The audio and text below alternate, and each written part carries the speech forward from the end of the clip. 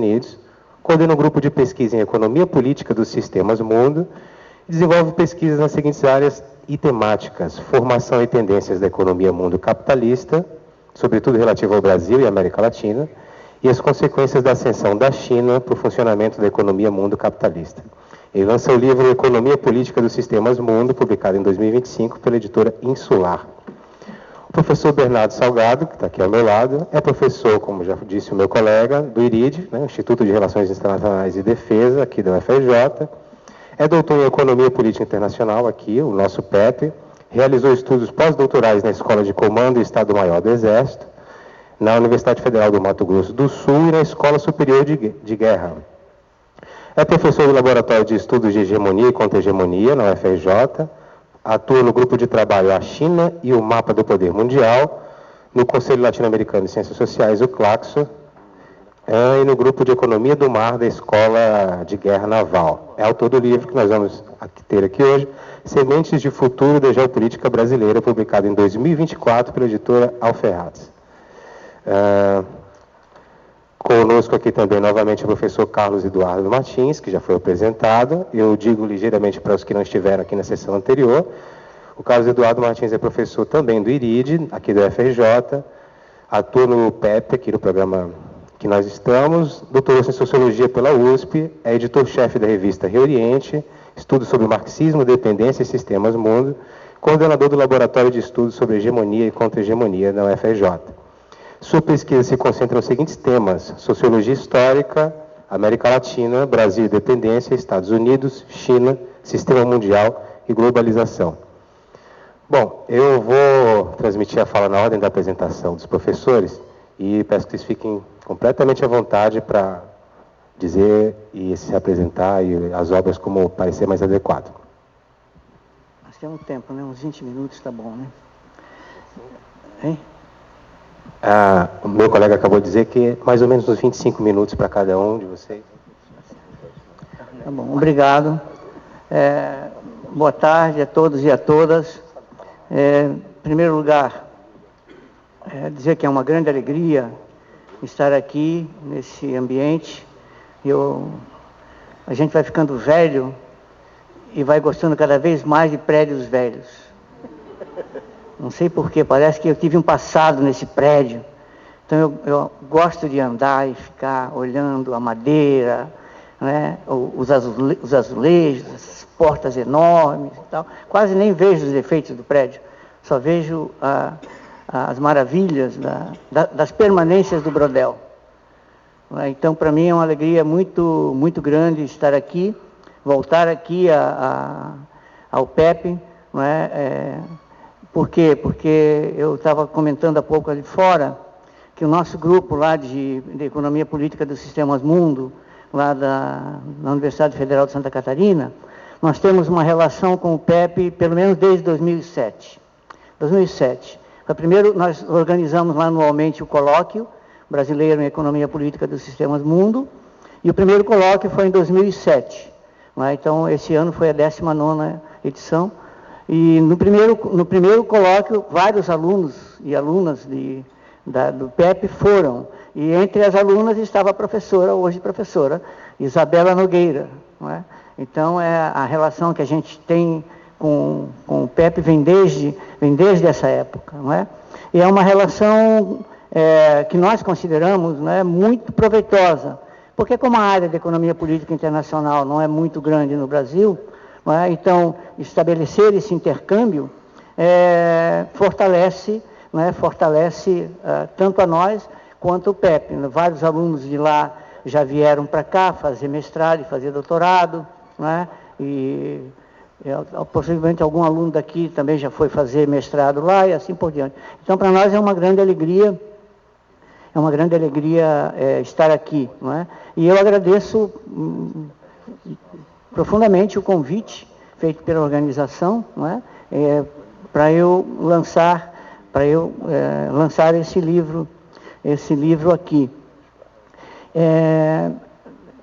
Esse livro ele marca um momento da minha trajetória acadêmica, porque eu me aposentei Em 2014, continuei trabalhando como professor voluntário, mas agora eu estou me afastando, não diria definitivamente, mas estou me afastando bastante, assim, aumentando o meu afastamento da universidade.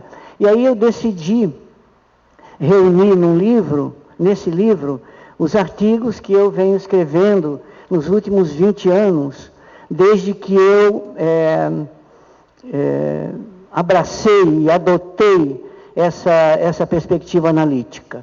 Não é? Então, o livro tem dois objetivos. Um é deixar reunida a minha contribuição a essa perspectiva no Brasil. Não é? E o segundo é meio que encerrar a minha carreira na universidade. Essa perspectiva, ela não é muito conhecida, mas ela é bem conhecida, mas ela é muito pouco estudada. Não é? Eu diria que talvez dá para contar nos dedos, por exemplo, quem leu os 4 volumes do Moderno Sistema Mundo do Immanuel Wallenstein. Praticamente ninguém leu. Não é? Praticamente ninguém leu. Não é? Então, o livro do Arrighi é mais conhecido, não é? Os livros do Arrighi são mais conhecidos, mas também não sei se são muito estudados. E tem uma coisa particular com essa perspectiva, é que a tradução, não é? Vejam que o nome é Economia Política dos Sistemas Mundo, ou Análise dos Sistemas Mundo com hífen. Então, a expressão Sistemas Mundo, não é? Ou Economia Mundo Capitalista, ela é fundamental. É ela que essa expressão, na minha visão, não é? É ela que demarca essa perspectiva. Mas veja que na tradução do Arrighi, dos livros do Arrighi, essa expressão não aparece. Ela foi traduzida como economia mundial. Não é? Então, desconfigura totalmente a intenção, não é, tanto do Wallenstein, que criou, como do Arrighi, que adotou a perspectiva, não é, essa perspectiva e esse conceito. Então, aí já mostra, não é, como a perspectiva entra, mas ela já entra meio desvirtuada. E eu, quando comecei a estudar, um grupo de professores lá do departamento de economia, quando nós começamos a estudar essa perspectiva, para mim foi um encontro, assim, foi algo maravilhoso na minha vida acadêmica, porque eu encontrei uma perspectiva que ela se encaixava perfeitamente naquilo que eu já fazia e fazia meio inconsciente, que era estudar a história. Eu escrevi uma dissertação de mestrado, fiz uma pesquisa sobre tecnologia e trabalho, uma longa duração. Peguei uma máquina, estudei o desenvolvimento da máquina e as mudanças no trabalho desde o final do século XVIII até o século XX, no mestrado. No doutorado eu continuei essa pesquisa e ampliei conceitualmente. E, inclusive, o meu orientador de doutorado, ele exigiu. Eu tinha parado, se não me engano, tinha parado a minha pesquisa em 1950. Ele falou, não, ou você continua até os dias atuais, ou você não vai ser nunca aprovado aqui. E aí eu não tive escolha. E aí eu continuei pesquisando e mostrando como a mudança na tecnologia e no trabalho chegavam até o momento dessas técnicas japonesas de trabalho, toyotismo, essas coisas aí. Não, e foi muito bom para mim, né? Porque aí eu pude ampliar ainda mais a perspectiva histórica, né? E inclusive espacial. Então, quando nós começamos a ler, um grupo de professores começou a ler Arrighi, Wallenstein, Brodel, lá na universidade, lá na Federal, eu fiquei encantado. Eu falei, é isso que eu quero fazer. É isso que eu quero fazer. Me encontrei, porque ao mesmo tempo veio a perspectiva histórica, né, uma perspectiva sistêmica e absolutamente crítica da economia mundo capitalista. Então, dali eu não parei mais, continuei me aprofundando. Os colegas todos voltaram, cada um para as suas perspectivas anteriores, teóricas anteriores, e eu continuei. Né? Inclusive, tem no grupo, havia um colega, né, que é dependentista, marinista, radical, assim. Não é tão radical quanto o O Cadu não é radical. Ele era radical, aquele rapaz. Continua sendo até hoje.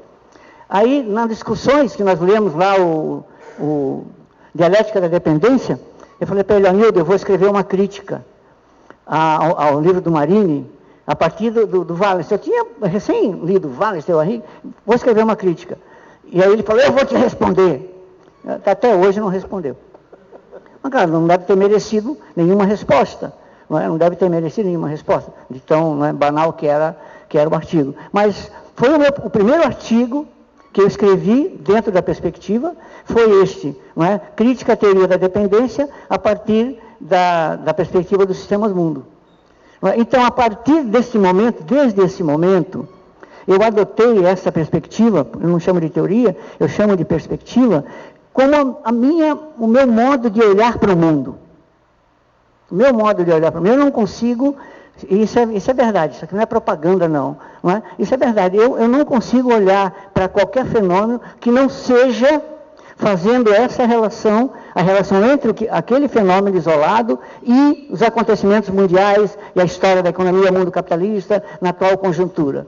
Eu sempre brinco assim, se eu sair na rua agora e eu ver ali dois veículos baterem e um foi BYD, pronto.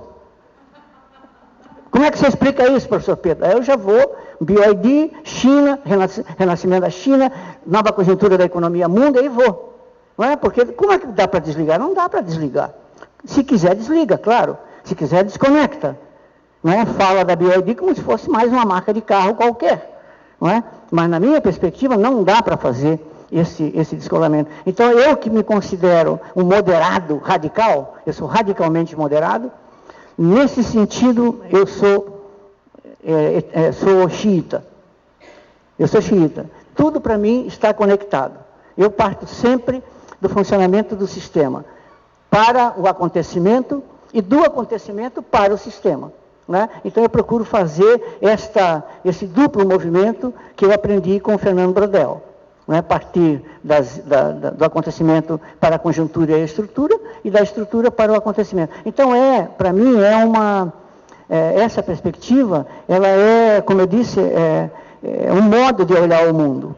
E esse livro, o que eu fiz nesse tempo todo, foi aplicar, desde que eu comecei isso, mais ou menos em 2000, o meu projeto intelectual tem sido entender, ensinar, e aplicar essa perspectiva. E aí eu faço isso aos mais diversos temas, regiões, não é? E momentos históricos. Então, quando eu comecei, como eu disse, o primeiro artigo foi esse sobre a dialética da dependência. Não é? Inclusive porque nessa perspectiva, olhando o mundo dessa perspectiva, não existiria exatamente dependência.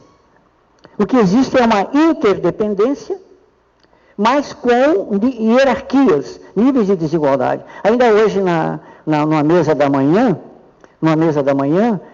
onde estava a Vera e outra menina, a Jéssica, da UFABC, isso ficou claro para mim. Não é? Quando o Trump tentou tarifar a China disse para ele, então nós vamos comprar soja tua.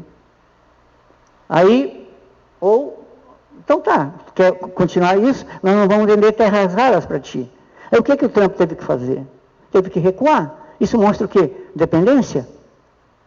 Quem é que é dependente de quem aí nessa história? Né? Então, claro, é sempre interdependência com relações de poder. Eu acho. Não é? E cada momento, essas relações de poder vão se alterando.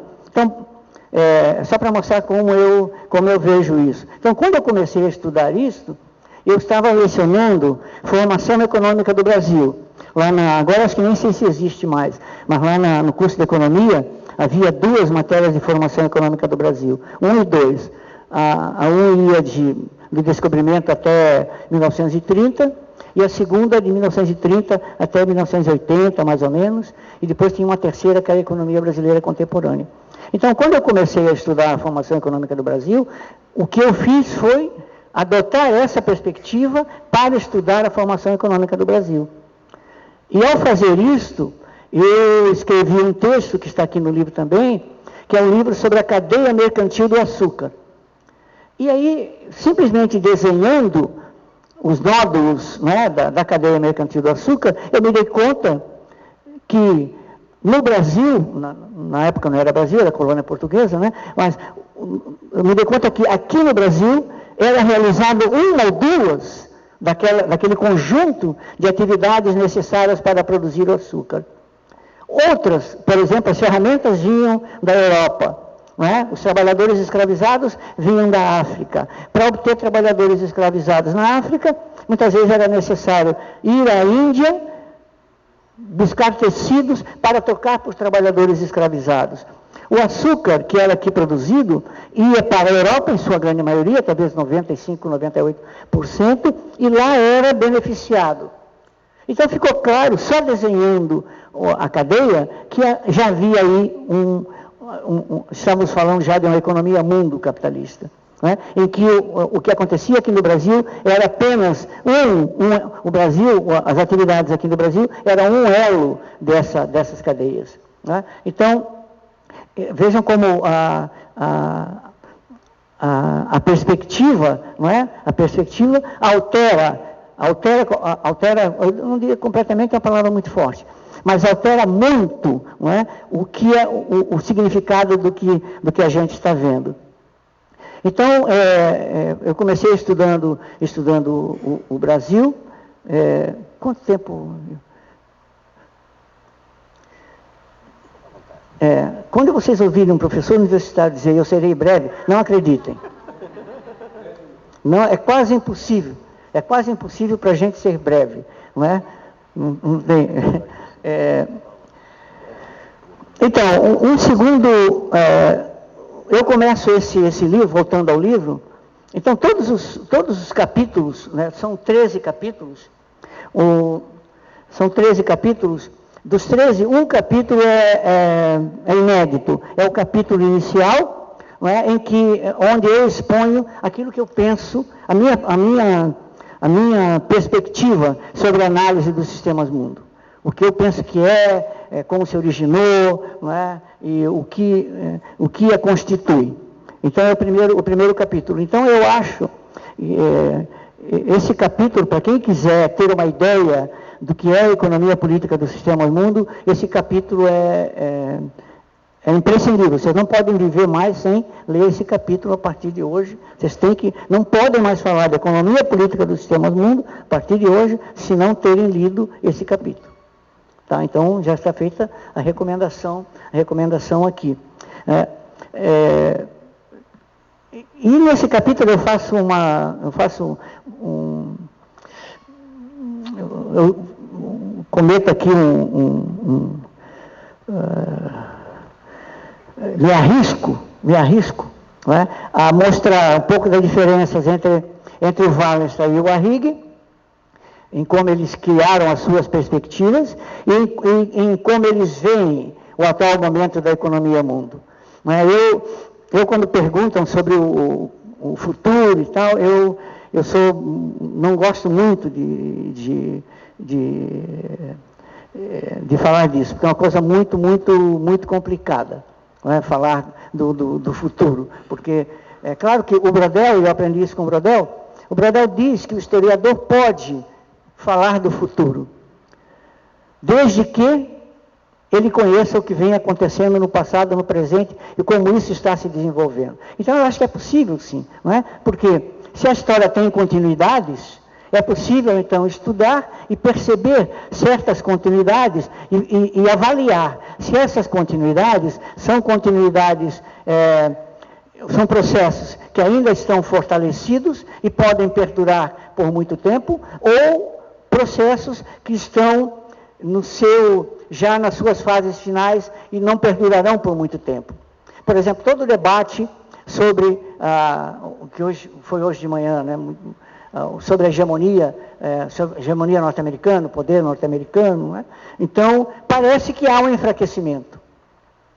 Não é? Parece que há um enfraquecimento da hegemonia norte-americana. E aí também, outra coisa que para mim, como eu disse, eu sou xiita.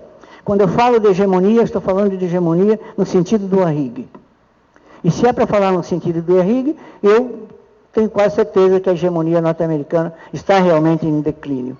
Não é? Agora, quanto tempo vai durar, é quase impossível determinar. Então, falar sobre o futuro é muito arriscado.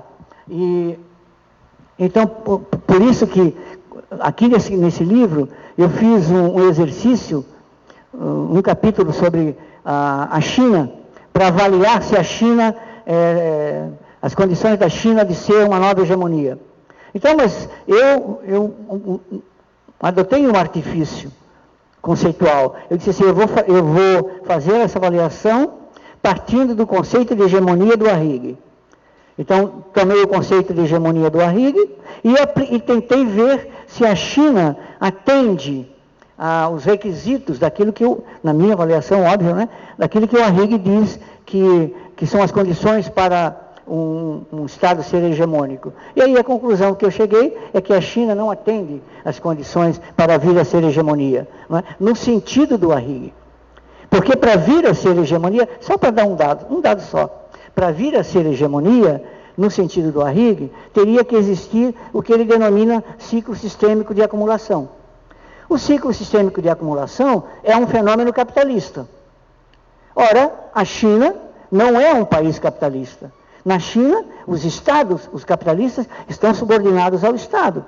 Então, como que um Estado dirigido pelo Partido Comunista vai criar um ciclo de acumulação capitalista? Então, só essa reflexão já mostra a dificuldade, não é? A dificuldade de definir o que vai acontecer com a China. Sem mencionar que embora a gente possa, eu me filio a essa perspectiva, a essa corrente, né, que o sistema tem um modo de funcionamento até o presente, não quer dizer que ele vai ter o mesmo modo de funcionamento no futuro. Não é? É um organismo vivo, que pode estar em mutação para outro tipo de organismo. Não é? E pode, inclusive, também não é nada impossível, se partir em mais de um organismo, mais de um sistema. Então, o futuro é algo muito incerto. Eu gosto, como eu disse antes, né, eu gosto muito da perspectiva, porque pelo seu enfoque histórico, não é? E por seu enfoque sistêmico. E ao adotar, por exemplo, esse enfoque, eu escrevi um texto, que está aqui no livro também, chamado O Nacionalismo Metodológico na Economia e a Economia Política dos Sistemas Mundo, como possibilidade de sua superação, para mostrar que a maioria das análises, elas estão presas ao nacionalismo metodológico. Quase todas as análises, né, elas partem de uma certa, do que a gente chama uma unidade de análise. Mas a maioria delas não expressa, não esclarece qual a sua unidade de análise. Mas a maioria das análises é o Estado Nacional, é a economia nacional, não é? ou a sociedade nacional. E justamente por não aceitar que Estado Nacional, economia nacional ou sociedade nacional sejam a unidade de análise, por não aceitar isto, foi que o Wallenstein empreendeu aquilo que eu acho que foi a grande ruptura metodológica dele. Dizer, o único sistema social que existe é a economia mundo capitalista. Então, para entender qualquer fenômeno, eu tenho que entender a economia mundo capitalista. Então, parte-se sempre do sistema. Não é? E o sistema, como nós sabemos, é hierarquizado. E aí, então, para entender o que um determinado país ou Estado pode ou não pode fazer nesse sistema, é necessário partir da posição do sistema na economia mundo capitalista. Então, o que o Estado do centro pode fazer, o Estado da semiperiferia não pode fazer. E o que o Estado da periferia pode fazer, da semi pode fazer, o Estado da periferia não pode fazer. Então, ao adotar essa perspectiva, por exemplo, quando nós eu escrevi junto com um colega, o Elton, um artigo aqui chamado O Brasil e os BRICS, a armadilha do tempo curto, foi para mostrar, né, analisando aquele momento, né, como aquela euforia dos governos Lula, né, naquele período, elas eram algo momentâneo, mas essa euforia não poderia perdurar. Por quê? Porque se tratava de um país semiperiférico, condicionado por sua posição na economia mundo capitalista. E eu vou terminar com isso. E esse condicionamento que a economia mundo capitalista impõe, não é que a economia mundo capitalista impede, mas ela condiciona a atuação dos Estados. Por exemplo, o Estado chinês. Não é? A China sempre foi, e aqui nós temos a colega Isabela, que é uma estudiosa da China, né, muito mais do que eu, não sou um curioso sobre a China, tenho estudado um pouco a China, mas uma coisa que a gente aprende sobre a China é que a China era um país que não era, vamos dizer assim, expansionista, não entrava em corridas armamentistas, nada disso. Mas isso a China antes de entrar na economia mundo capitalista. Quando a China, a partir de 78, decide se integrar à economia mundo capitalista, essa integração, que foi voluntária, e aí tem um artigo em que eu abordo isso também, essa integração voluntária, a partir de 78, ela é voluntária, total e irreversível. A partir daí, a China não pode mais voltar atrás, ela não pode mais sair, fazer o que fizeram em 49, não é? Tentar romper com a economia mundo capitalista, ela não pode mais fazer isso, porque se fizer é um colapso. Acabou. Ela não pode mais fazer isso. Se ela fizer, há um colapso na China.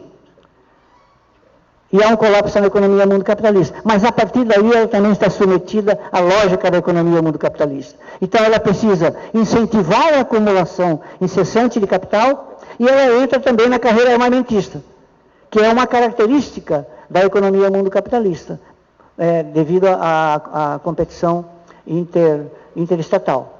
Então ela está submetida a isso. Ela tenta ser contra, mas ao mesmo tempo ela está submetida. Eu acho que esse é o grande dilema da China e da economia mundo capitalista frente à China. A China vai mudar a economia mundo capitalista ou a economia mundo capitalista vai fazer a China atuar de acordo com as regras dessa mesma economia mundo? Então, muito obrigado.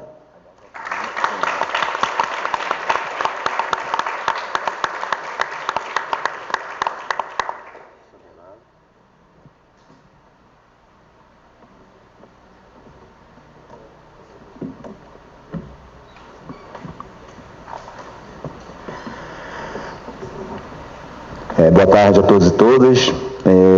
Primeiramente, agradecer a organização pelo convite, pela oportunidade de estar aqui, expondo um pouco de um produto do meu estágio pós-doutoral na Escola Superior de Guerra.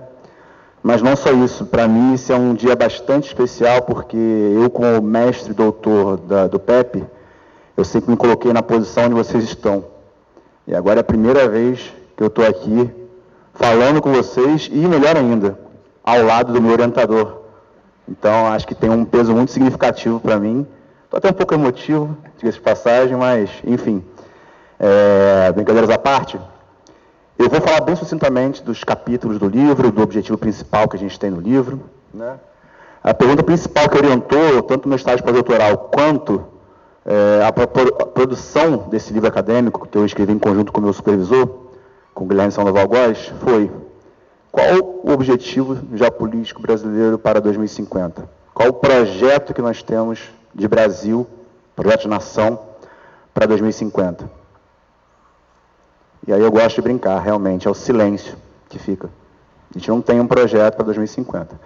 Eu vou fazer uma outra analogia, antes da gente entrar um pouco nas questões do próprio livro. Para quem me conhece, sabe que eu sou torcedor do legítimo Clube do Povo.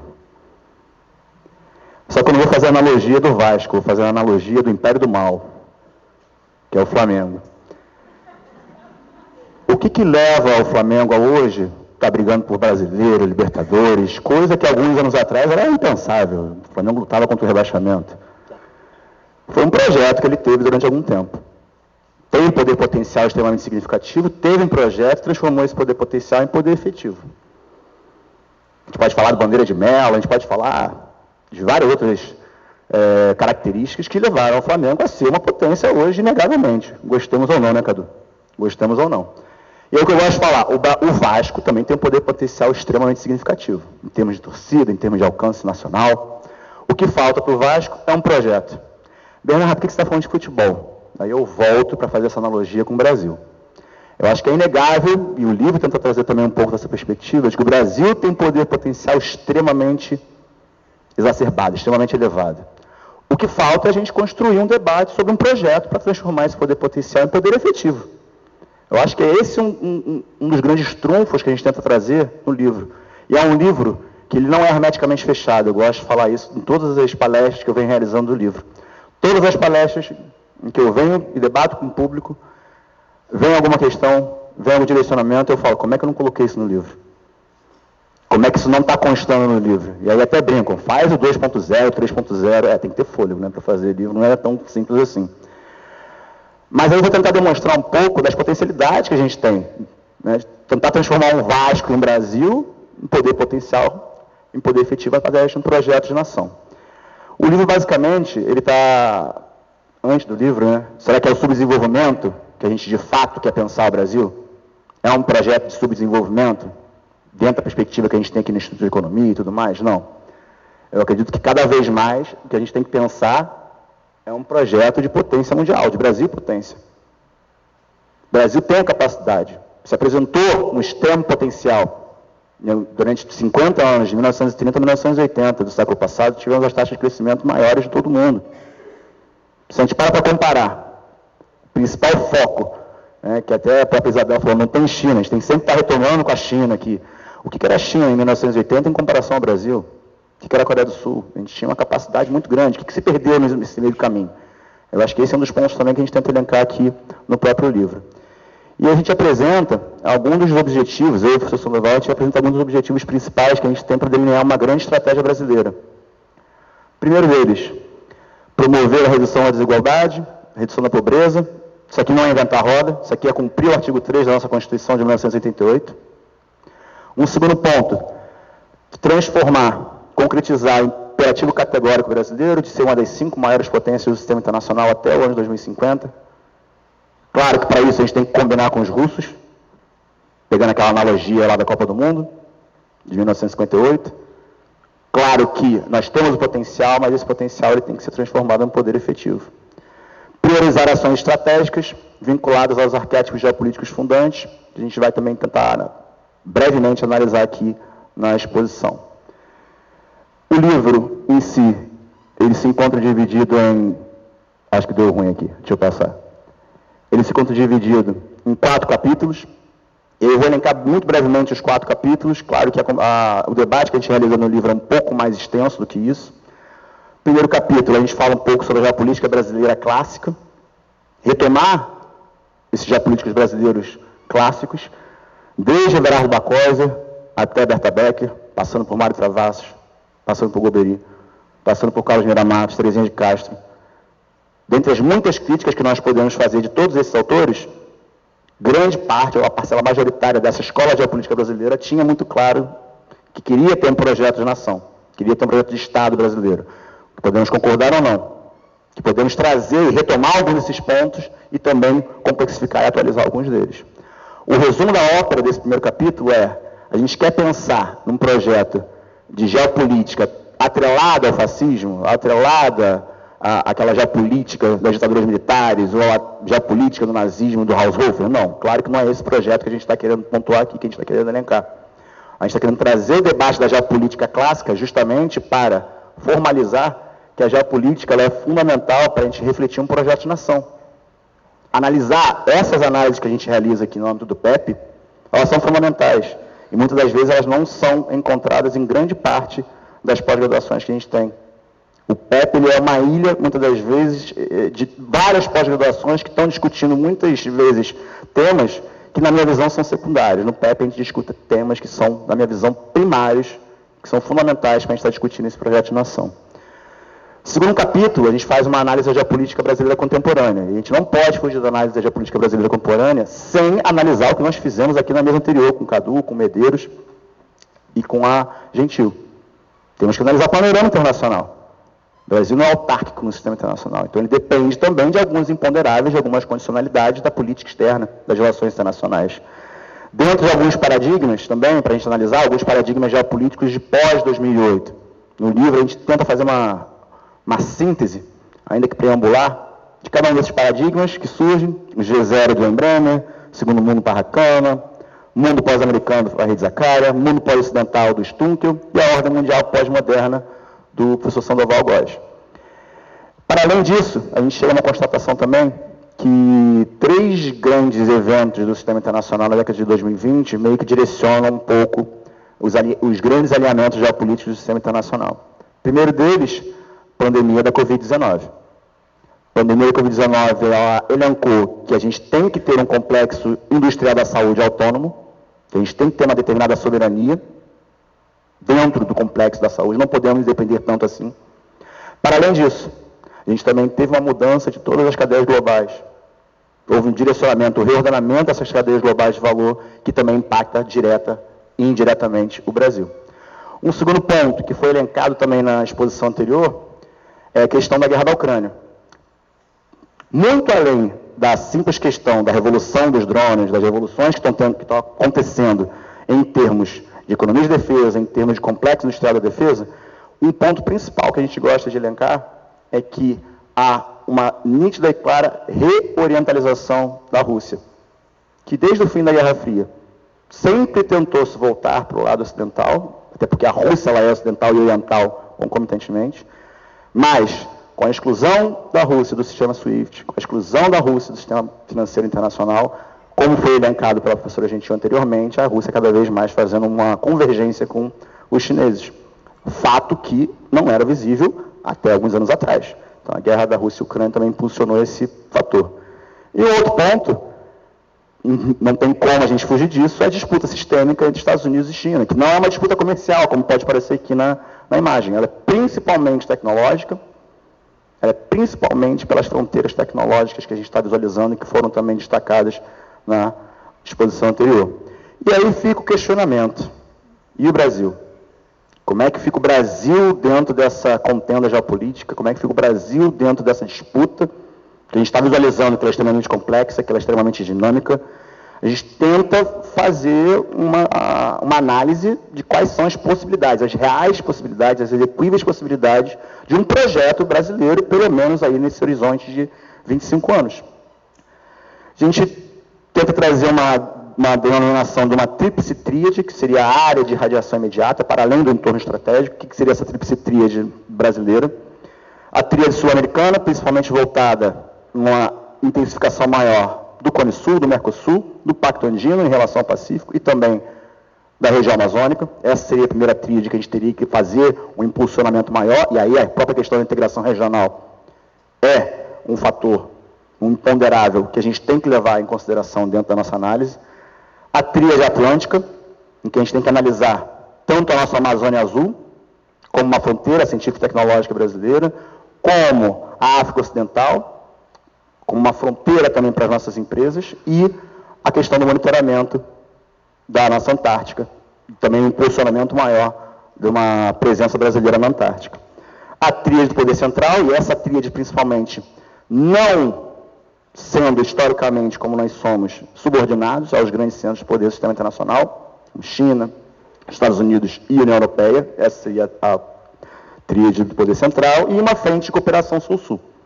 Frente de cooperação sul-sul essa, que agora está muito em voga por conta de BRICS, mas que a gente já teve uma ASPA antigamente, que era dos países árabes, a gente já teve uma ASA, que era dos países africanos, e que hoje praticamente acho que sumiu do radar. Anos 2000 a gente conseguia debater sobre isso.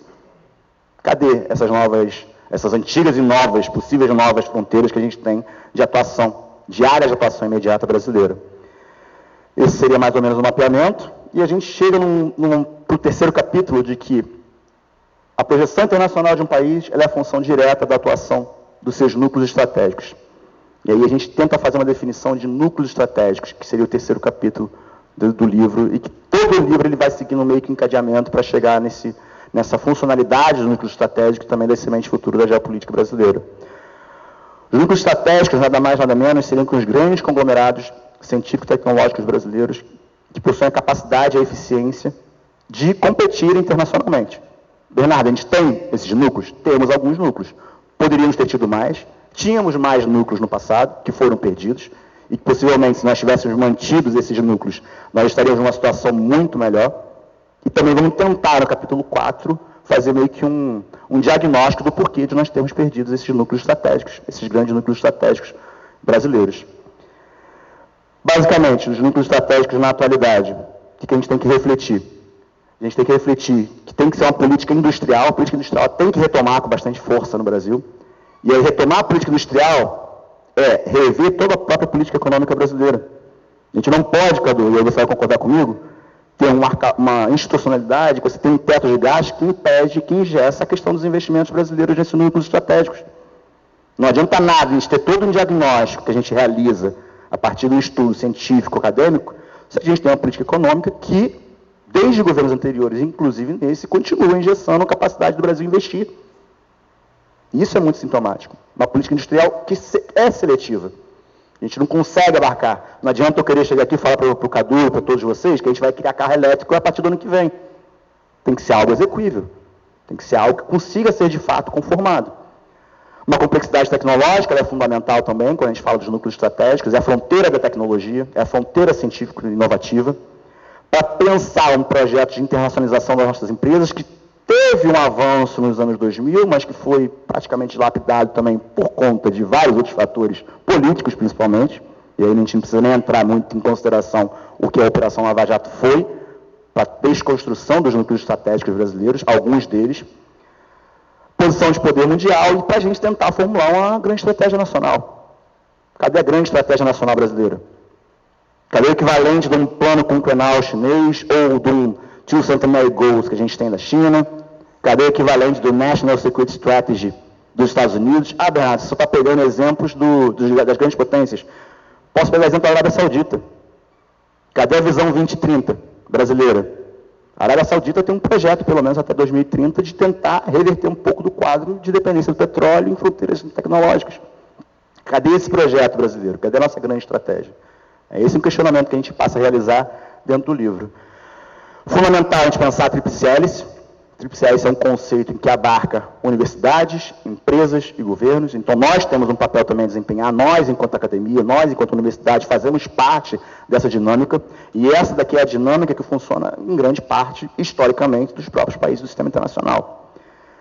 E a gente chega dentro desse panorama, em que a gente pega aqueles três fundamentos, aqueles três objetivos que a gente delineou no começo, pegamos a tríplice tríade, para tentar chegar também a uma complexificação, um avanço desses núcleos estratégicos nacionais.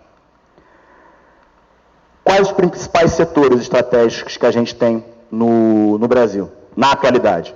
Poderíamos citar outros, só que eu vou me elencar em 4 setores que a gente tem alguma coisa, então nós não precisamos inventar a roda.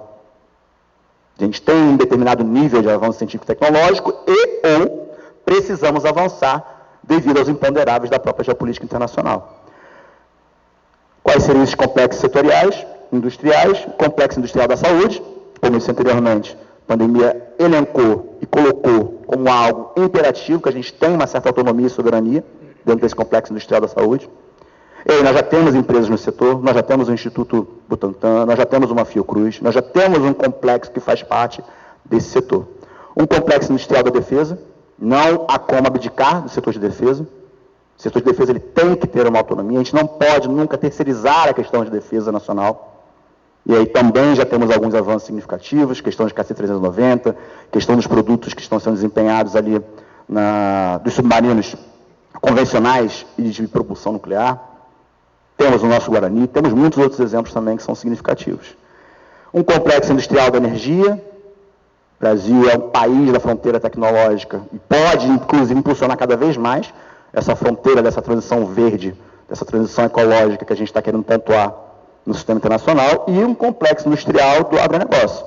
Gostemos ou não, queiramos ou não, o agronegócio ainda é parte substancial da nossa balança comercial, do nosso balanço de pagamentos. Sem ele, estaríamos possivelmente muito pior e aí poderíamos ter até muitos problemas no nosso balanço de pagamentos ao longo desses últimos anos. Quais seriam as principais potencialidades? A gente chega num conceito desses arquétipos geopolíticos fundantes da nossa geopolítica. Quais seriam os segmentos de superioridade comparativa brasileira em relação aos demais países do sistema internacional hoje, num planejamento de médio e longo prazo? A gente tem isso, Bernardo? Acredito que sim. Acredito que também a gente possa pontuar 4 grandes arquétipos geopolíticos fundantes. Primeiro deles, o Brasil tem a capacidade de ser a superpotência energética do sistema internacional. Nós já somos o país, ou um dos países, com a geração energética mais limpa e podemos impulsionar ainda mais isso. E se a gente está falando de desenvolvimento, a gente tem que falar de energia. A gente tem a capacidade de ser uma superpotência alimentar, não só a questão do agronegócio, mas também a questão de fornecer alimentação, que é um imperativo para o resto da humanidade, para o resto dos tempos.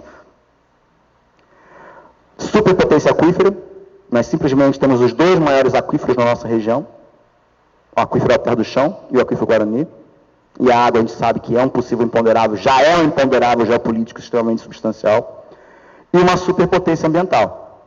Pensar numa Amazônia, pensar nas possibilidades que a região amazônica traz para a gente, também pensar na questão da transição energética.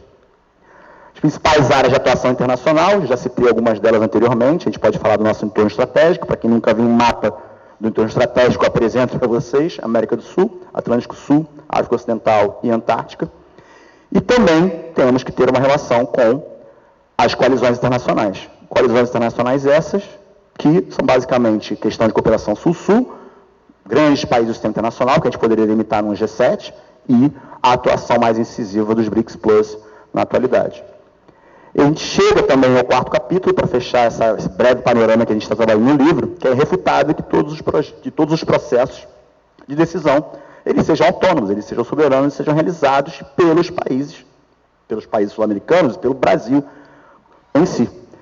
E é isso que nos levaria a esse semente futuro da geopolítica brasileira, que seria uma conclusão, basicamente, do que a gente tentaria trazer de discussão, que não está hermeticamente fechado, claro, mas que seriam sinais para a construção de um planejamento geopolítico de médio e longo prazo no Brasil. E aí a gente tenta definir também alguns dos principais núcleos ou segmentos que nós já temos dentro do sistema internacional. A gente pode pensar numa Petrobras, que é o grande complexo industrial, energético e de fronteira tecnológica, de fronteira da transição energética que nós temos. A gente pode pensar na Vale, com os prós e contras que essas empresas podem ter. A gente pode pensar na Eletrobras, e aí até mesmo reverter aquele processo de privatização da Petrobras seria extremamente significativo. Pensar na VEG, empresa extremamente significativa em termos de ciência e tecnologia que nós temos. Pensar numa CEITEC de semicondutores, a única empresa de semicondutores que nós temos na América Latina. Refletir o papel da Embraer. Se a gente pensa em complexidade econômica que nós temos para a exportação de produtos brasileiros, é a Embraer que existe. A Ambev, podemos pensar numa JBS, refletir o papel da Gerdau, da Avibraz, que inclusive está tendo uma discussão muito grande acerca da possibilidade de venda da Avibraz para núcleos estratégicos externos. Pensar na Raizen, questão de biocombustíveis, e na Amazônia, questão de submarinos.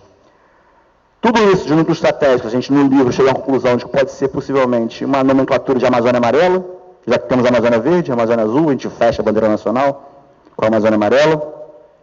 E a economia política desses núcleos estratégicos, dessa semente futuro. É fundamental que a gente retome a questão da economia política, isso daqui eu não preciso nem comentar muito para quem é aluno do PEP, é uma discussão que a gente faz a todo momento, dentro das grades do curso.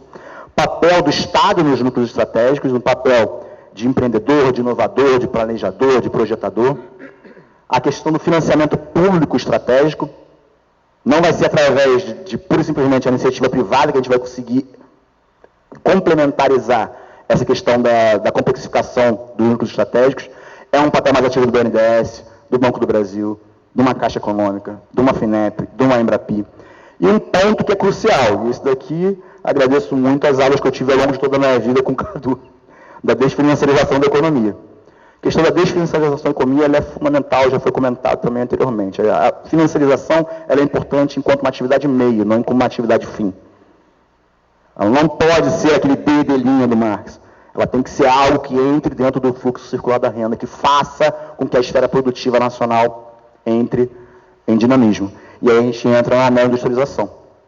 A neoindustrialização é fundamental, a gente repensar essa industrialização brasileira e repensar também que a gente teve um processo muito grande de desindustrialização, que se inicia lá na década de 80, e vejam como a convergência também do próprio PIB brasileiro na economia mundial, ela é convergente com o próprio processo de desindustrialização. Então a gente perde uma capacidade e essa é a nossa pauta exportadora na atualidade. Essa é a pauta exportadora que nós temos na atualidade no Brasil. Então, o Brasil ele se constrói na medida em que a gente constrói esses núcleos estratégicos. E a funcionalidade ou a disfuncionalidade do próprio neoliberalismo é essa. De determinar o que o Estado Nacional pode ou não pode fazer. De que ele abdica da capacidade de investimento, como eu comentei anteriormente. Então, é fundamental a gente reverter esse quadro. É fundamental a gente reverter esse contexto extremamente globalizante, extremamente financiarizador da nossa economia e tentar transformar e retomar a questão da neoindustrialização. Não vou nem elencar aqui a questão da neoindustrialização, só vou comentar o porquê da neoindustrialização, porque não é reindustrialização. Porque a gente tem que pensar na industrialização 4.0. O imperativo da neoindustrialização é ser uma industrialização verde, e também um novo imperativo que, inclusive, a década de 2020 está nos apresentando é que precisamos ter parâmetros da geopolítica. A geopolítica tem que estar também conformada. Seria a missão estratégica, portanto, é elevar a resiliência e a competitividade internacional e a liderança tecnológica sustentável das grandes empresas multinacionais brasileiras.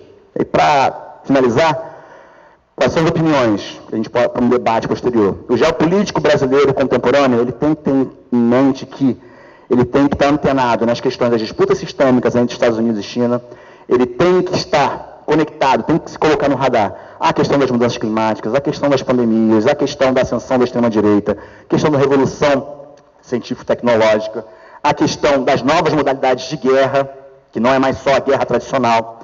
Para isso, serve também como um repositório, como uma variável-chave para a gente pensar essa grande estratégia brasileira.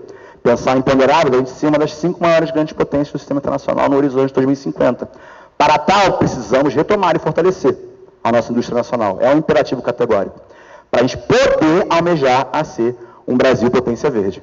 Essa é uma das principais conclusões que a gente chega dentro do nosso livro e que, para fechar, é fundamental o rompimento com esse subdesenvolvimento, questão da soberania, que não é só soberania econômica, é uma soberania que deve também ser política, tecnológica, militar.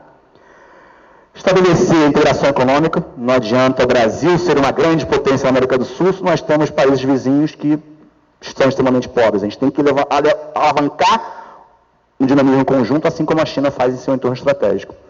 A gente nem entrou na terceira revolução industrial, já temos que pensar na quarta.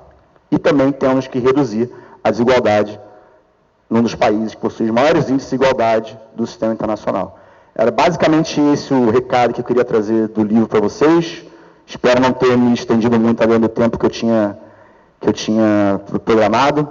Agradeço, fico aqui à disposição também, caso a gente queira fazer um debate posterior. Muito obrigado.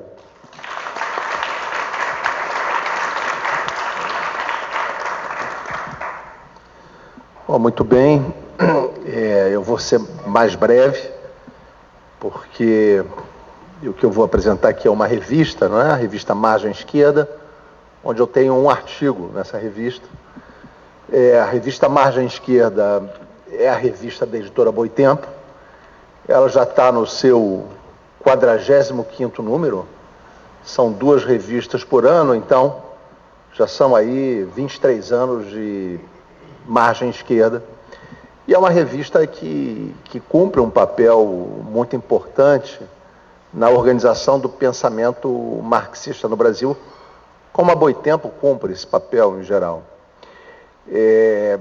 A revista, ela apresenta uma entrevista, isso é básico em todos os números da Margem Esquerda, ela começa com uma entrevista, e nesse número o entrevistado é o historiador Fernando Novaes, que é um historiador de uma importância extraordinária,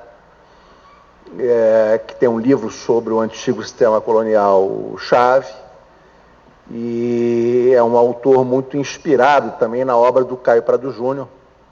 E nessa entrevista ele fala, né, sobre seus vínculos com o Caio Prado Júnior, com a importância do Caio Prado Júnior, fala da importância do Caio Prado Júnior no marxismo brasileiro latino-americano. Ele compara a obra do Caio Prado Júnior em termos de heresia em relação às visões tradicionais do Partido Comunista Brasileiro. Ele compara essa heresia com a heresia do Mariátegui em relação ao Comintern, né, a visão do Comintern para a América Latina.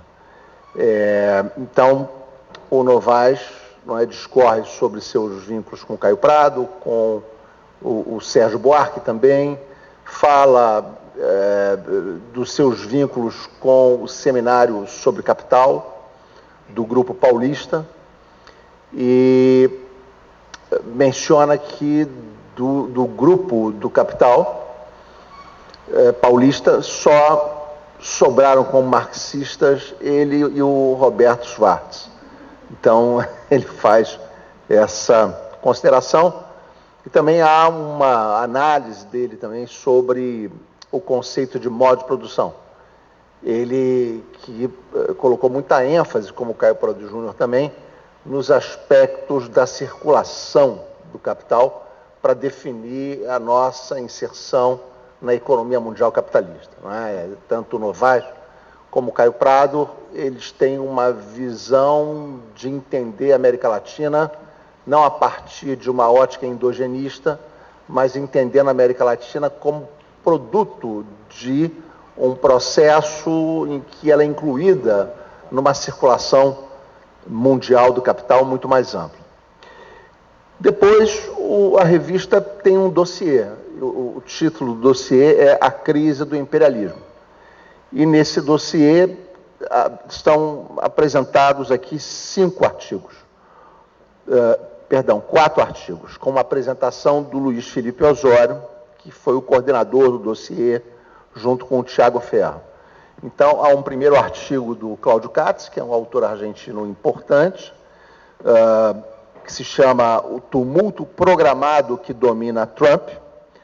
Há um artigo da professora Ana Garcia, da Universidade Federal Rural do Rio de Janeiro, sobre o BRICS. O título é BRICS, 3 dimensões de análise.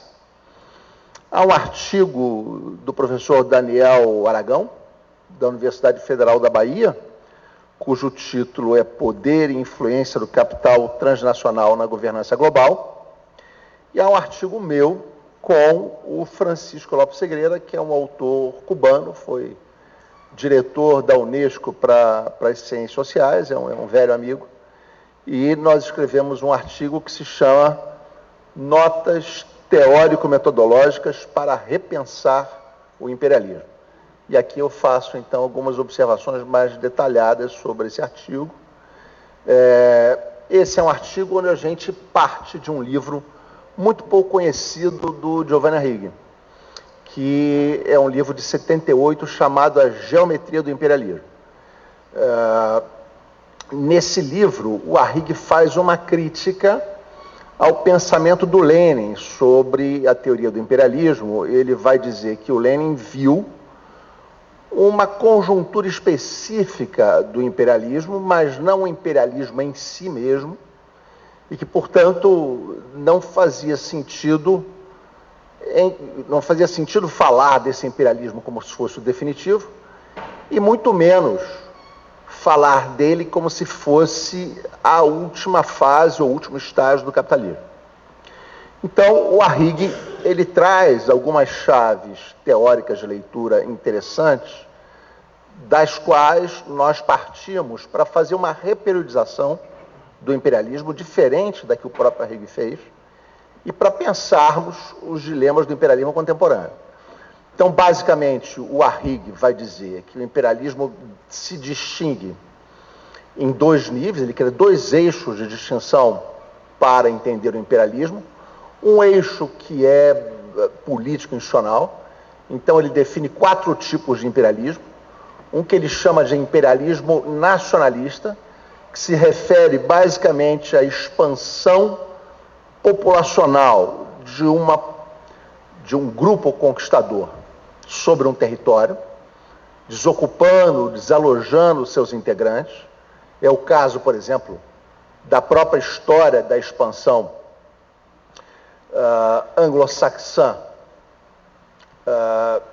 nas Américas, e a tomada de territórios dos indígenas e dos povos originários, a tomada de 40% do território do México, por exemplo, é um caso típico desse, mas também o imperialismo britânico na Nova Zelândia, na Austrália, que implicou um transplante de população conquistadora para aquelas regiões, extermínio dos povos locais.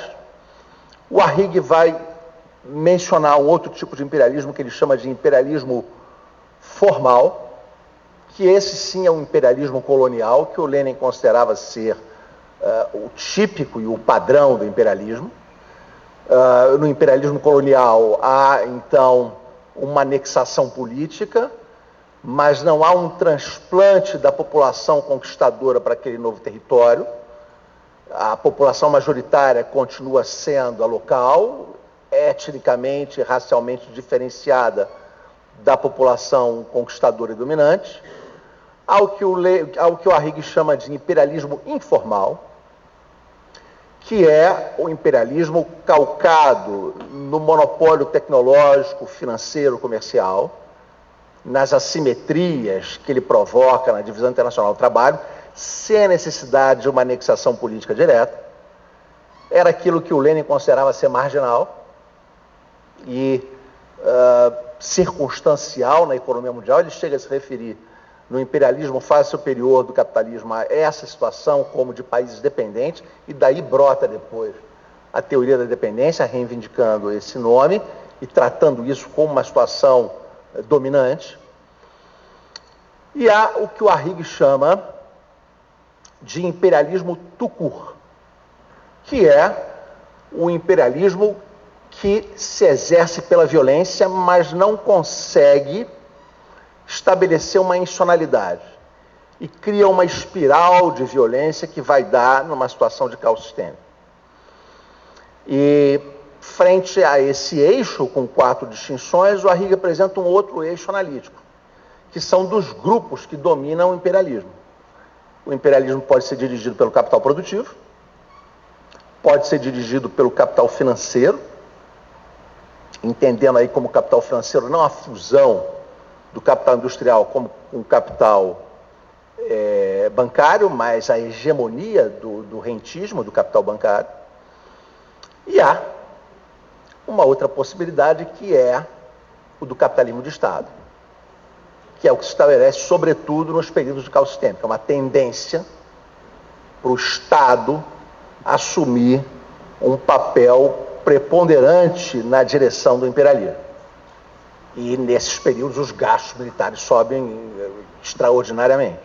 Então o Arrighi vai entender esses eixos como eixos para se interpretar o fenômeno do imperialismo, que é um fenômeno que traz processos cíclicos e tendências seculares irreversíveis. E é a partir daí, então, que nós tentamos entender o imperialismo a partir do século XIX, identificando algumas periodizações a partir dessas categorias. E apontamos, não é, que há um processo de transição no século XXI do imperialismo informal norte-americano, que assumiu toda a sua expressão com a dissolução da União Soviética e o neoliberalismo. Então nós apontamos que há uma transição em curso do imperialismo informal para o imperialismo tout court, que é esse que cria a espiral de violência, o risco de caos sistêmico, a pretensão, novamente, de que o processo capitalista seja dirigido pelo Estado, que o Trump tão bem representa. Aliás, outro dia eu vi uma notícia no New York Times que o Trump está comprando ativos das empresas privadas norte-americanas para aumentar o controle estatal do poder norte-americano sobre os setores estratégicos. Não é? Extremamente interessante. O governo Lula talvez pudesse ver alguma notícia disso, né? Porque é muito curioso. A gente pega o número de reestatizações no mundo desde 2000 para cá, e o Brasil está lá embaixo, é um dos últimos, está atrás do Chile. O Brasil está atrás do Chile. Vejam vocês. Não é? Então, esse é, digamos assim, o nosso texto. É um texto aí de umas 8 páginas, mas está bem condensado, teoricamente, analiticamente. Eu convido vocês a ler.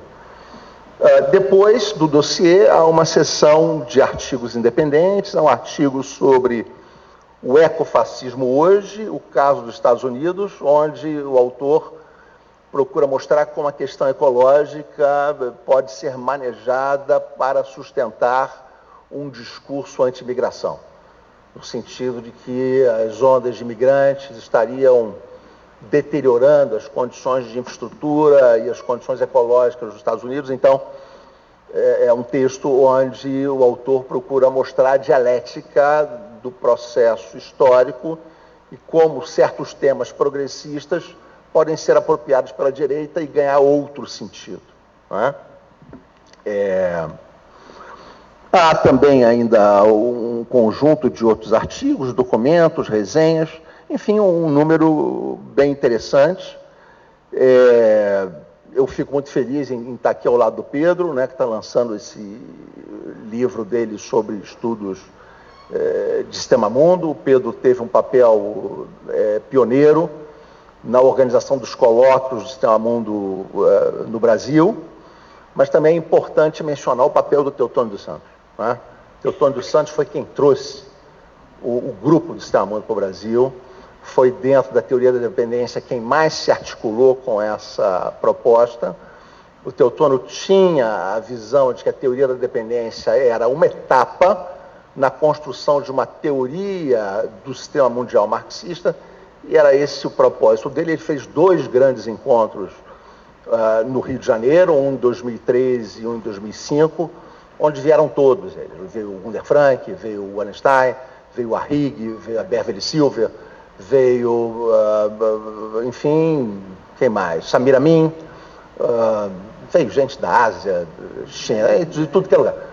Celso Furtado teve a candidatura a Prêmio Nobel lançada no Regen de 2003, no final do Hotel Glória, que acabou e era o palco dessas reuniões, e isso nos permitiu, abriu um contato muito fecundo no Brasil para intercâmbio com esse grupo, e eu devo muito ao Teotônio a minha aproximação com esse enfoque, e nós criamos a revista Reoriente, que tem justamente esse objetivo, de dar continuidade à linha de pesquisa do Teotônio, e no próximo ano nós vamos fazer um dossiê 90 anos de Teotônio dos Santos, já fica aqui registrada a chamada.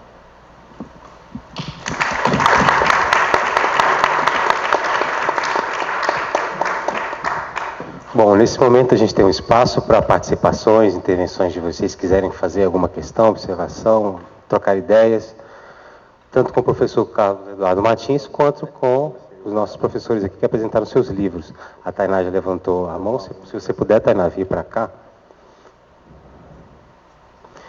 Quem mais quiser fazer uso da fala, a professora Carla também. Fica à vontade, Tainá. Boa noite a todas e todos. Sou Tainá Pereira, sou doutoranda aqui do programa, do PEP. Eu tenho uma pergunta para o professor Bernardo. Saudações vascaínas, em primeiro lugar. Adorei a analogia com Vasco da Gama. É claro que eu vou ler o livro ainda, inclusive estou bastante curiosa. Eu escutei o episódio do Chutando a Escada, achei super interessante. Mas, dando uma olhada rápida na bibliografia, eu senti falta de algumas referências. A primeira pessoa que eu pensei, obviamente, foi Milton Santos, mas logo nas primeiras páginas você já estabelece essa diferenciação entre os autores que pensam geopolítica e geografia política. Mas você traz também muitos outros autores e referências que produziram diagnósticos importantes sobre a sociedade brasileira e diversas reflexões que informam essas ideias que estão apontadas como a semente de futuro da geopolítica.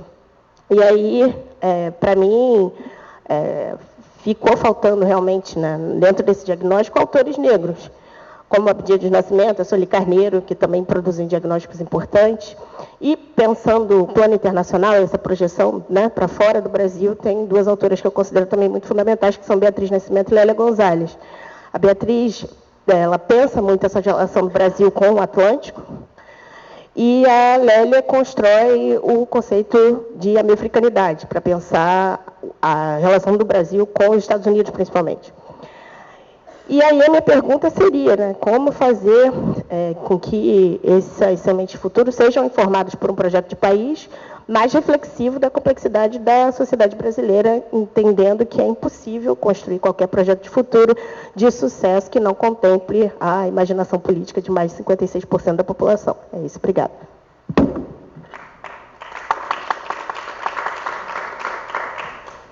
Vocês preferem responder a cada pessoa? A gente pode fazer um bloco, né? Carla, por favor. Tem uma parte que é institucional um pouco, né, eu sou a vice da Isabela, e a Isabela precisou sair, questões de buscar filho em escola, quem está em situação de parentalidade entende bem, quem não está deveria entender. Então, né, fazer o cumprimento aos convidados pelo programa, né, não estou na organização do evento, o pessoal da organização do evento pode falar também, mas que tem esse caráter institucional que é muito importante, não só para o evento, mas a participação de vocês nesta mesa no evento, sendo o evento do PEP, né, tanto o Bernardo quanto o egresso, Cadu como professor e também referência, e o Pedro como referência, né, dos debates que são feitos aqui pelo PEP. E aí eu tenho empatia e me identifico com o que o Bernardo falou, porque eu também sou egressa do PEP, não fiz o doutorado, mas eu fui do mestrado da segunda turma. Então, né, tem um tempinho, assim, mas eu entendo isso, né, de estar lá e estar cá. Eu vou fazer algumas perguntas direcionadas para os três. O Cadu, no final da fala dele, ele fez a pergunta que eu ia fazer, quando o Pedro citou, né, as diferenças e as discordâncias entre teoria da dependência e economia política dos sistemas mundo, porque eu pensei exatamente no Teotônio, que é o autor que tenta fazer essa ponte. E por tentar fazer essa ponte, muitas das vezes o pessoal da teoria marxista da dependência rechaça o Teotônio como não sendo um autor da teoria marxista da dependência. Mas como o Cadu já apontou sobre isso, eu não vou fazer essa pergunta, né? Mas só para registrar, porque esse é um debate super importante mesmo, do ponto de vista da história do pensamento econômico-social brasileiro, latino-americano.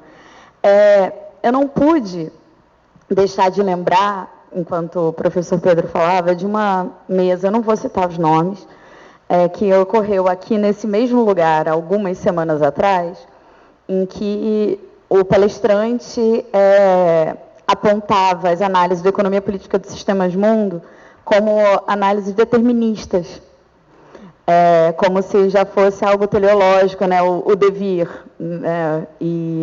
E o professor falou muito, né, do que, tipo, quanto que o futuro está em aberto, ao mesmo tempo que a gente possa pensar tendências.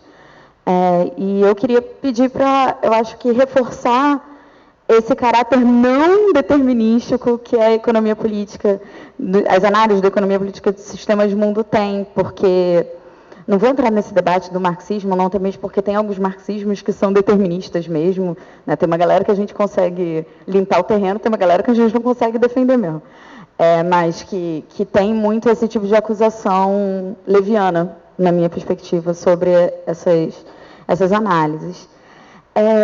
Para o Bernardo, assim, enfim, teriam várias coisas que eu acho que daria para a gente debater, porque suscita muitas questões, quando a gente discute projeto de país, projeto de potência, mas, inclusive pensando todas as contradições, né, que envolvem a gente pensar projeto de país e qual projeto de país vai ser implementado, né, queria que você falasse, por favor, do ponto de vista, né, dos debates que vocês fazem, né, na geopolítica, como é que fica essa contradição entre a gente tem uma estrutura tanto de políticas econômicas quanto também dos ciclos democráticos, digamos assim, que são muito curto-prazistas, né? A gente, né, não vou falar contra a alternância de poder nunca mais, assim, né?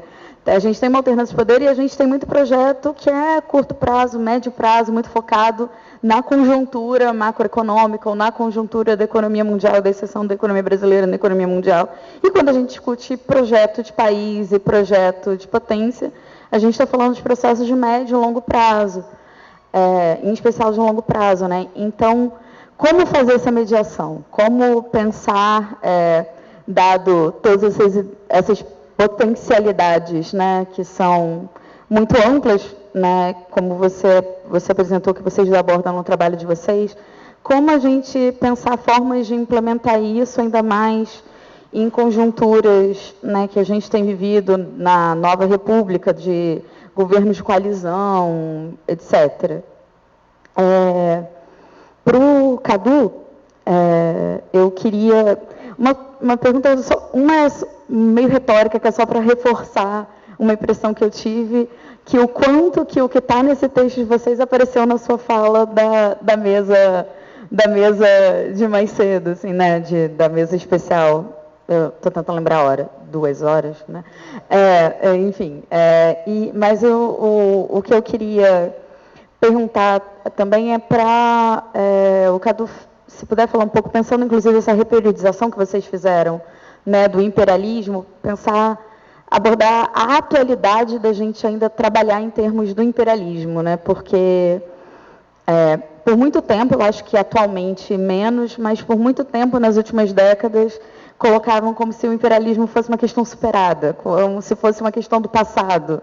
E cada vez mais, né, os debates daqui mesmo estão reforçando a atualidade do imperialismo, ainda que tenha suas especificidades. Então, pensando nessa reperiodização que vocês fizeram, se puder falar um pouquinho da atualidade, não só da categoria, mas da atualidade do fenômeno, né, do imperialismo. Obrigada, gente.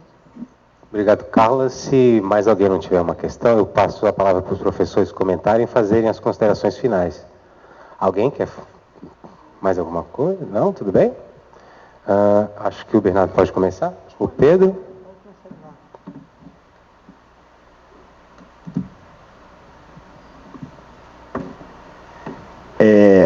Esqueci o seu nome.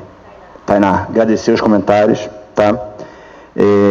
De fato, se a gente for analisar o histórico dos geopolíticos brasileiros do século XX, a gente vai ter um histórico de militares. Lacóisia, Travassos, Golbery, Meira Matos, todos eram militares. Quem começa a romper com isso é a Terezinha de Castro, que inclusive é a primeira mulher, que vai ser reconhecida nos próprios círculos militares, e quem vai romper de fato isso, trazer a geopolítica para as universidades, é a Berta Becker. A gente não tem autores, né, dentro desse período do século XX que estavam, tirando o Milton Santos, mas o Milton Santos é muito mais voltado para a geografia do que para a geopolítica em si, né? Até a própria descrição, a separação que a gente faz ali no começo do livro é essa, mas que é fundamental. Inclusive, vou pegar depois essas 2 referências que você me trouxe, porque, como eu disse, não é hermeticamente fechado.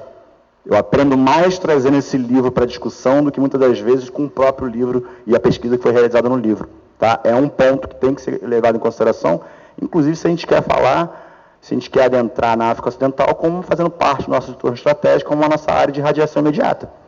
Não tem como a gente dialogar com uma possibilidade, uma maior atuação brasileira na África Ocidental sem conhecer autores da África Ocidental, sem conhecer geopolíticos daquela região. Então, estou total acordo com você e, de repente, é uma possível falha.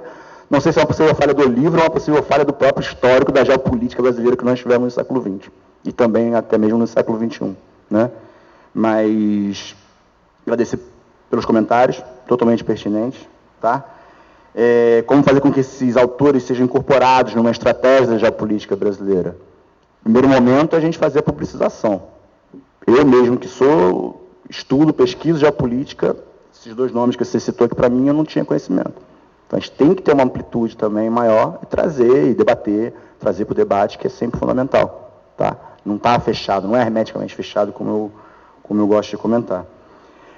Da Carla, vou ser bem sucinto, que eu acho que já passamos do horário, não sei. Da Carla, como pensar um projeto de país, como fica essa contradição de políticas econômicas curto-prazistas e de médio e longo prazo, como fazer essa mediação, como implementar em conjunturas de governo de coalizão. Acho que esse é o grande da questão. Só que aí eu também tenho algumas reflexões que a gente pode tentar debater. A primeira delas é essa redução do financeirismo das elites via diminuição da rentabilidade do capital financeiro curto-prazista em detrimento, e especulativo, em detrimento de um capital que seja produtivo, um capital que entre na questão do fluxo circular da renda. Um capital, como a própria Mariana Mazzucato fala, de que a gente tem que ter, sim, as contrapartidas oriundas da própria iniciativa privada, porque são elas que vão impulsionar posteriormente a inovação tecnológica do público. A ideia de missão econômica é muito interessante, a ideia do Estado planejador é muito interessante. Só que, para isso, um dos pontos principais é a gente fazer, por exemplo, a redução da taxa de juros brasileira. Não adianta a gente ter uma taxa de juros de 15%, Cadu, e querer propor um projeto de neoindustrialização de nova indústria Brasil, que é um paradoxo, uma contradição, na minha visão. O cara vai querer investir aonde? Na indústria. Vai querer investir no mercado financeiro, no título de dívida pública, talvez rendendo 15% ao ano, vai querer se preocupar com sindicato, com indústria, dor de cabeça. Não, tem uma rentabilidade muito, muito clara, muito nítida ali no final do ano. Então é uma lógica que é contraditória. E é uma lógica que tem que ser impulsionada no primeiro momento pelo próprio Estado brasileiro, de modificar essa política econômica que não se modifica. Os agentes privados, eles só vão endossar um projeto de neoindustrialização se eles visualizarem que vai ter uma rentabilidade. A gente vive num sistema capitalista ainda. Infelizmente. Mas se não tiver rentabilidade pela via produtiva, eles vão continuar nessa lógica financeiro, curto-prazista e especulativa. A redução da taxa de juros seria um ponto significativo. O debate sobre a taxação de lucros e dividendos é outro ponto extremamente significativo. A questão do teto de gastos, como eu tinha comentado. Teto de gastos ingesta os investimentos produtivos que a gente tem que realizar no Brasil. Não adianta nada a gente ter o melhor projeto de nova indústria Brasil e tudo mais, se a gente tiver ainda uma política econômica extremamente restritiva, que impossibilita com que a gente consiga efetivamente fazer o que a China vem fazendo. Vê se a China tem teto de gastos. E digo mais, tem um outro ponto, que a gente quiser pensar mais adiante. O que a China faz? Uma regulação da conta capital no balanço de pagamentos. Fazer isso no Brasil seria uma revolução, mas é o que eles fazem. Então, são alguns direcionamentos que eu acho que são importantes. Essa rentabilidade industrial, para mim, é um ponto nodal. Se a gente quer pensar vias de política de neoindustrialização. Claro, como eu comentei, tem que combinar com os russos. Tem que ter uma margem de rentabilidade para esse setor produtivo retomar um ímpeto, um dinamismo que ele já teve em alguns anos anteriores aí da nossa história econômica, principalmente no século XX.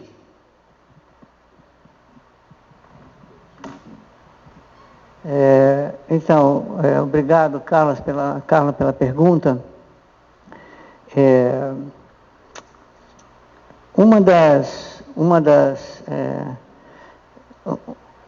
Um dos objetivos desse livro foi mostrar como se pode analisar determinados temas a partir da perspectiva da análise do sistema mundo.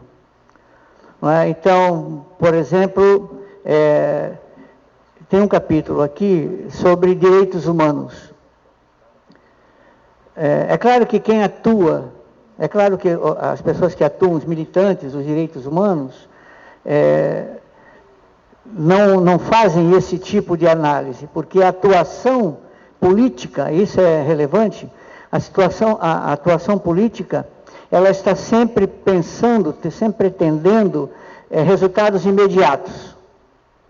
É isso que a ação política pretende. Então, quem atua sobre os direitos humanos nunca vai perguntar, escuta, mas os direitos humanos, será possível que os direitos humanos sejam aplicados na economia mundo capitalista? Como eu fiz a pergunta.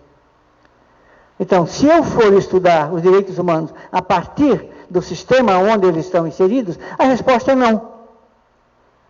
Não. Por quê? Porque a economia mundo capitalista, como Marx já mostrou, não com o conceito de economia mundo capitalista, mas com o conceito de capital, a economia mundo capitalista é criadora todo o tempo de desigualdades.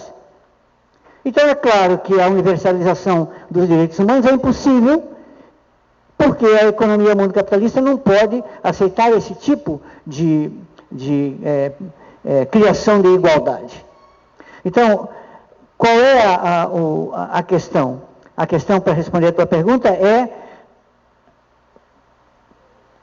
que nós, aqui nessa perspectiva, nós procuramos analisar as estruturas que estão funcionando e que condicionam as ações, as nossas ações. Não que elas impedem, mas elas condicionam. E quem está atuando na política não pode olhar para as estruturas, pelo simples motivo de que pretende mostrar que aquelas ideias, aquelas propostas, aquelas mudanças são possíveis.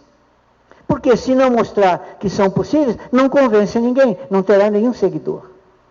Então, a questão do determinismo, que é atribuída à economia política do sistema mundo, ou a essa perspectiva, eu acho que ela decorre desta... É uma crítica que, obviamente, que vem do pessoal das esquerdas, porque a economia mundo, a perspectiva é o seguinte: olha, o problema é muito maior do que vocês estão pensando. Não, e o Wallenstein diz claramente isso. Não pensem que vocês tomando o poder do Estado, vocês vão transformar o sistema. E, é claro, mas dizer isto para quem está pretendendo e achando que tomando o Estado vai mudar o sistema, é quase pedir condenação à morte. Vai paredão. Não é? Então, o determinismo, esse determinismo, é uma forma, claro, de desqualificar esta ênfase que nós damos às estruturas. Não que as estruturas não mudam, claro que elas mudam, mas elas mudam muito lentamente. E o político, ele quer mudar imediatamente, porque ele acha que é possível mudar, e ele quer convencer de que é possível mudar.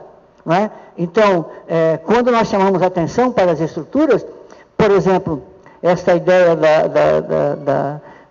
que você está propondo, não é? Quem é que vai fazer isso? Quem é que vai fazer? Quais são as forças políticas que foram sendo criadas no Brasil, na América Latina, ao longo dos nossos 500 anos, que tem esse sentimento, essa ligação com o povo, esse nacionalismo, para dizer, não, nós vamos fazer isso.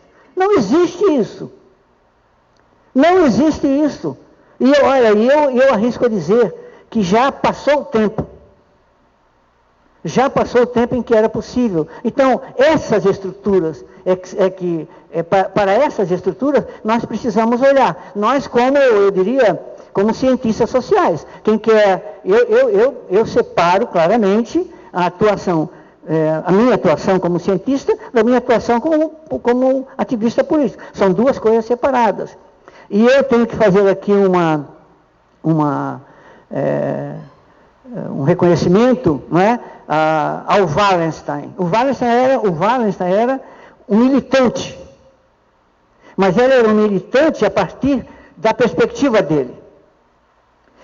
Como ele criou, eu nunca me disse, eu não tenho, isso é uma dedução minha, ele criou essa perspectiva para informar a militância dele.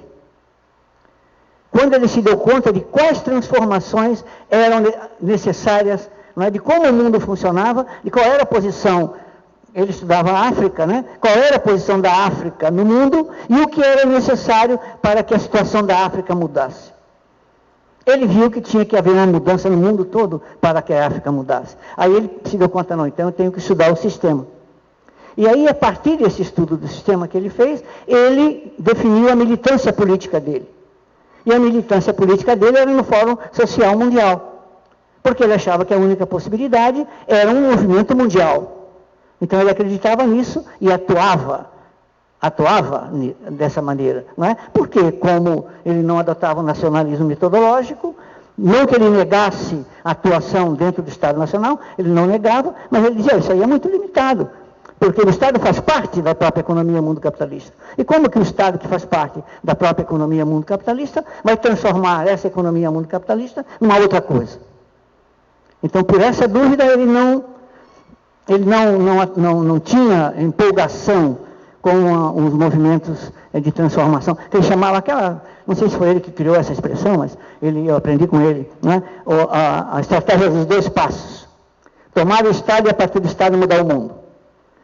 Então, o livro 4 dele, da economia da moderno sistema mundo, é uma crítica a essa estratégia. Então, é por aí que eu vejo, sabe? Digamos assim, é uma questão metodológica. Se nós olhamos, como eu disse desde o começo, acontecimento, conjuntura e estrutura, nós vamos ver que a estrutura está atuando. Enquanto ela estiver atuando, as transformações são muito difíceis. Termino com isso, não vou como eu disse, nenhum professor universitário faz síntese. Termino com isso. Vejam o que a própria China fez, o que o próprio Partido Comunista Chinês fez, depois de fazer uma revolução. Qual a conclusão a que eles chegaram? Eu não preciso dizer. Obrigado.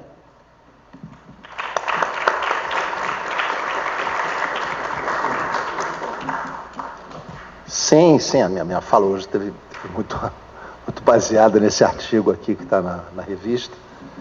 E é curioso, né, a resistência de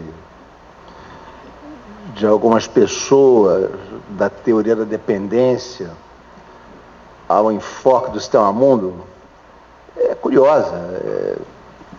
É uma rejeição provinciana, que não tem nada a ver com a teoria da dependência. E você pega os pais fundadores, eles estão a favor? Como é que então os outros se colocam contra essa perspectiva? Você pega o Marini, no Subdesarrollo Revoluciona, ele fala de um sistema mundo capitalista. O Marini fala enfaticamente da necessidade de lutas sociais e políticas nos Estados Unidos. O Marini fala da necessidade de se multiplicar os Vietnãs. O Marini fala da necessidade de se tomar uma perspectiva internacionalista, que sempre orientou, por exemplo, a Revolução Cubana, porque a Revolução Cubana tinha essa percepção, não é? De que tinha limites para enfrentar um sistema e aquilo precisava se desdobrar. Então, essa tentativa de encerrar a teoria da dependência na América Latina, ela não é correta. Primeiro porque a própria dependência é pensada, vinculada a uma economia mundial capitalista. Segundo, porque não há razão nenhuma para encerrar o horizonte político as formas políticas estatais periféricas. Porque, como o Gunder Frank começou a colocar isso em 72, né? A teoria da dependência está morta, longa vida a dependência, a luta de classe. O Gunder Frank percebia que os projetos socialistas na América Latina tinham limitações para cumprir as expectativas que eles traziam consigo. E isso também é parte, digamos assim, de uma certa dificuldade de oferecer alternativas ao mundo que aí está. Não que, por exemplo, o nível local, estatal, não seja relevante, porque é um processo dialético. É um processo dialético. Não é? Mas ele não pode ser um ponto de chegar, não pode ser um limite. Não é? É um ponto de partida, mas não tem que ser um ponto de chegada. E como é que a gente pode pensar o imperialismo nos tempos contemporâneos, não é? Eu acho que o imperialismo ele tem que ser pensado como um sistema de poder, não é?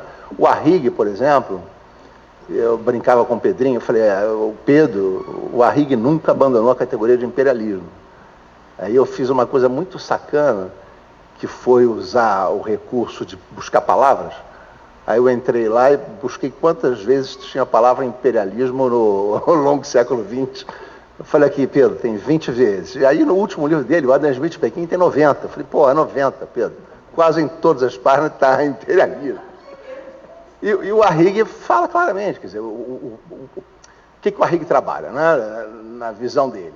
Que há duas dinâmicas no sistema capitalista, a dinâmica da acumulação pura e a dinâmica territorial. A dinâmica da acumulação é dominante, mas ela não pode prescindir da dinâmica territorial.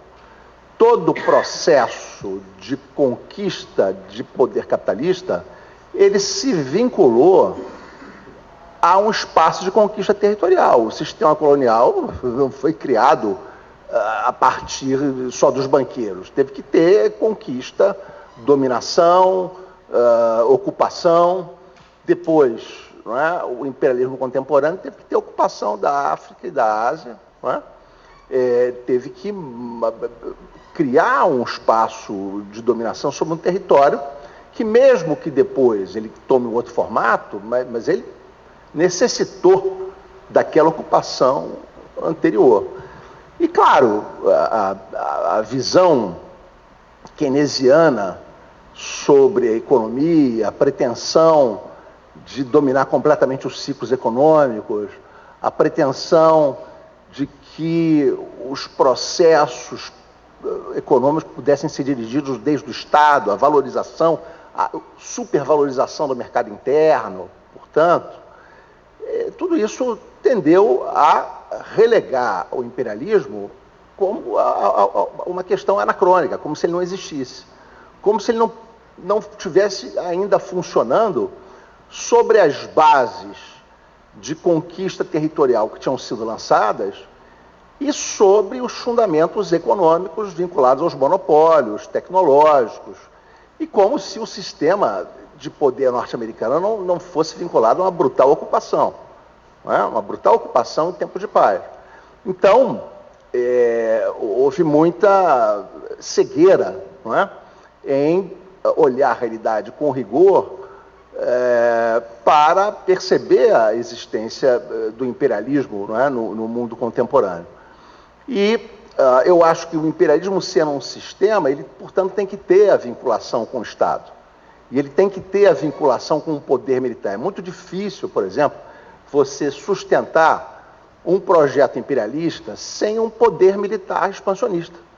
Porque todos os países imperialistas se vincularam fortemente ao poder militar. O caso da China, por exemplo, você não tem um poder militar expansionista na China. Você tem uma história na China de 5 séculos de paz, onde a China basicamente lutou para defender sua integridade territorial, e você não tem nenhum projeto de poder militar expansionista, tem uma política externa de não ingerência, de reconhecimento das soberanias nacionais. Agora, o que é o imperialismo? É o mercado? É o mercado ou é muito mais do que isso? Porque, se a gente pegar o Polanyi, por exemplo, o Polanyi vai mostrar claramente que mercado nem capitalismo é às vezes. Nem capitalismo é às vezes. Pois é, então, associar o socialismo ao mercado e dizer, olha, isso é capitalista, é imperialismo, eu acho pouco, porque é o que eu tentei dizer aqui. Se a gente pegar a história do capitalismo, o capitalismo esteve associado a quê? Ao escravismo. Não é? Esteve associado à forma de trabalho pretéritas ao trabalho assalariado. E isso foi por 400 anos. A maioria da história do capitalismo foi isso. Você pegar os Estados Unidos, até 1965, você tinha a lei de Jim Crow naquele país.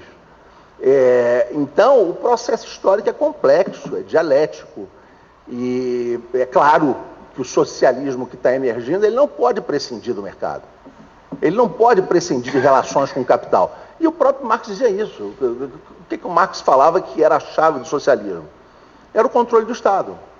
Era a ditadura do proletariado. E o Marx dizia que o mercado ia predominar ainda durante muito tempo. Então a questão é como é que se dirige o mercado. Claro que para criar um processo socialista internacional, um Estado não basta. Ele pode ser muito importante, porque a China também não é qualquer Estado. A China é um Estado-mundo. A China é um Estado-mundo. A China tem 20% da humanidade dentro dela. E isso tem peso para se pensar na organização de uma nova estrutura de poder. Uma coisa é você organizar uma estrutura de poder mundial quando o Estado dominante tem 2% da humanidade, quando o Estado dominante tem 5% da humanidade. Isso é uma coisa. Quando tem 20% ou mais, é diferente. É diferente. Então, ficam aí, digamos assim, essas reflexões para atiçar a curiosidade aí nossa.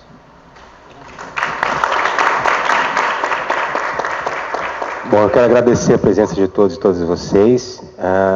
Me sinto honrado em compartilhar essa mesa com os professores e lembrar vocês de fazer o check-in, né, se eu puder dizer assim, no QR Code ali, registrando a presença de todo mundo, tá bom? Muito obrigado, professor Pedro, muito obrigado, professor Carlos Eduardo, professor Bernardo também. Foi um prazer.